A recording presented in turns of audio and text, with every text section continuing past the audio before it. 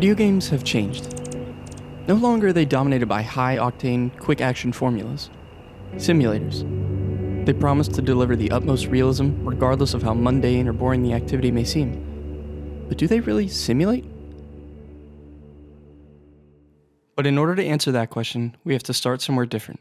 Virtual reality. Come on. I'm so tired, holy sh**. You have your regulars like Half-Life Alyx, Superhot, Pavlov, but one day I stumbled across an early access VR game that looked interesting. Blood Trail. The game has you playing as a hitman with the sole purpose of killing these clone crackhead dudes. To be honest, I don't think the story's really finished yet. And though the game is comically violent and often feels like a Tarantino film, it does something really well, and that's the display of death. Bodies can be mangled and torn apart by gunfire and explosions, sometimes only leaving remains of what looks like a person. Doing this in VR, the circumstances of taking a life have never felt more real. But then I thought to myself, why don't I feel bad? War is a terrible thing, so why didn't I feel fearful or scared to potentially lose my life and end up like this guy? VR has given us the most realistic sense of combat, with the close gunfights, the dynamic sounds, and the horrifying visuals. Yet I don't feel any different. And I mean, maybe that's just me. I mean, I've been playing violent video games since I was a kid, but then I started thinking about war games in general, especially those with an audience targeted towards simulating combat. Arma III, Squad, Postscriptum, Ready or Not, Onward, are just a couple of games that come to mind. All of these titles, in their own way, make an attempt to truly grasp the chaos of participating in a real war. Yet none of them really do. And so I asked the question, why? And so I set out to find, what was I trying to find? I mean, how do you decide in a video game made for fun what's realistic and what isn't? Each of these titles were made in unique ways to cater to a similar but different audience. I decided the best approach would be to compare the most common features in the games through their use of visuals and sound design when emulating the battlefield. Now, something to keep in mind is, these features will be graded for their use, not their graphical or auditory quality. This way, older titles can be judged fairly in comparison to newer ones. With all that being said, let's get started with the first title.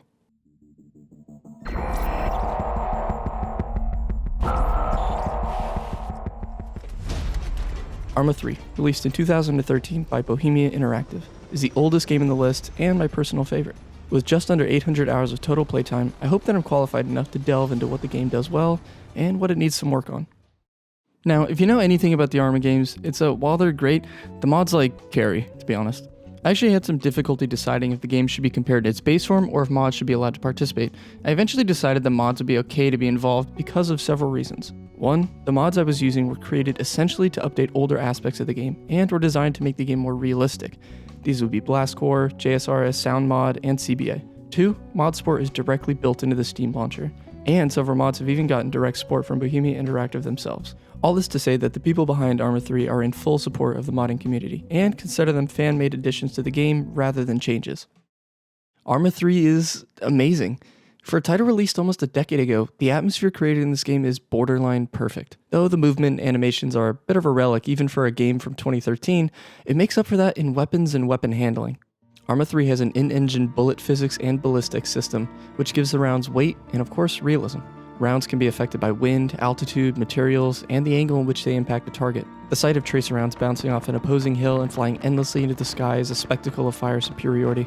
Nearby explosions cause debris and shrapnel to be thrown around and kill or wound anything or anyone unlucky enough to be in its vicinity. Violent quakes remind you that you're just one little pawn in a much larger conflict. With the huge terrain spanning dozens of square kilometers, large-scale battles have never felt more real, promoting the use of logistics, armor, and air support. But it's got its problems. In my almost 800 hours of playing Arma III, I have to say that Arma's movement system is one of the worst of any AAA or indie titles in existence. It's buggy, inconsistent, and just feels stiff. And to be honest, all the games I'll be talking about today have similar issues. Movement is clunky, slow, limiting, and although these titles promise you different levels of crouching, vaulting high walls, or going prone in a foxhole, they all seem to take the human out of the movement. And I get it, there's only so many keybinds and a certain game wants you to move more realistically, but in real life I have full control of my body.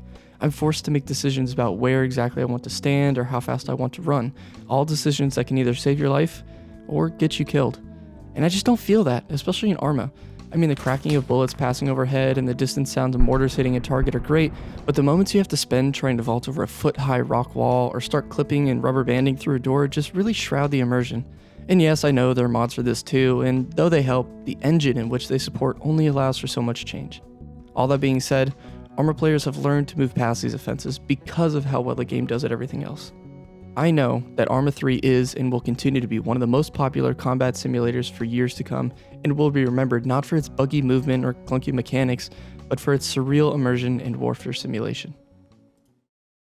And next up, we're going to take a look at Squad and Postscriptum. After having played a decent amount of hours on both games, I can safely say they're pretty much the same. The only real difference is that Squad is modern and Postscriptum takes place during World War II. If you're at all a fan of combat simulator games, you've almost certainly played one of these, if not definitely heard of one. And there's good reason for it. I mean, these two games combine modern and high-fidelity graphics with outstanding sound design. Part of what gives these two games a realistic combat feeling is the fact that there's not always something going on. The quiet walks with your squad, surrounded by the pops of distant gunfire, truly give you that uneasy feeling of being a grunt in a war spanning many miles. And yes, they do nail the atmosphere of eerie patrols before contact, but man, when shit hits the fan, these games truly excel.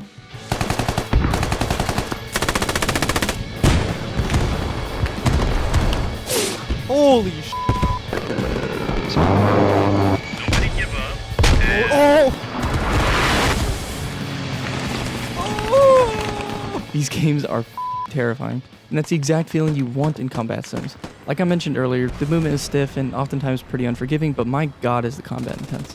The beautiful explosions rock the earth, bullets crack and whiz by, keeping you flat on the ground, and I've never felt more humbled than being on the receiving end of an enemy airstrike. I think they're in tower. Incoming!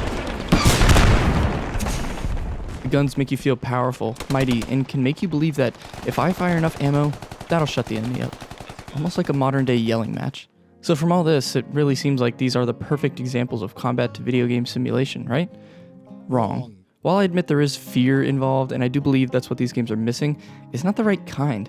This is like the cheap horror film jump scare type fear. Fear of randomly being shot because it'll frighten me, not leave me physically or mentally scarred.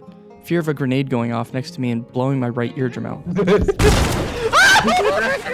And while it does sort of emulate or sub in for the true fear of dying, it's not enough to leave me fully immersed. And I mean, don't get me wrong, I think the suppression effects are great, along with the way the screen shakes from nearby explosions, but at the end of the day, I mean, I'm still just like... So I don't blame any games or their developers. Some things just don't translate well across different mediums. And it really doesn't matter who makes what game and how they differ their products from each other. We in the simulator community have been spoiled and now want something that's likely unattainable.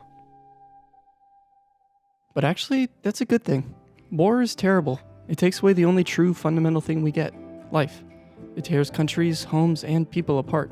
But I get it. Combat is an exciting, life-changing event that few experience and even fewer walk away from. And as someone who's spent many hours playing simulator games, I understand the desire. But rather than thinking of what we're missing out on, I think we should celebrate what we do have. Fun.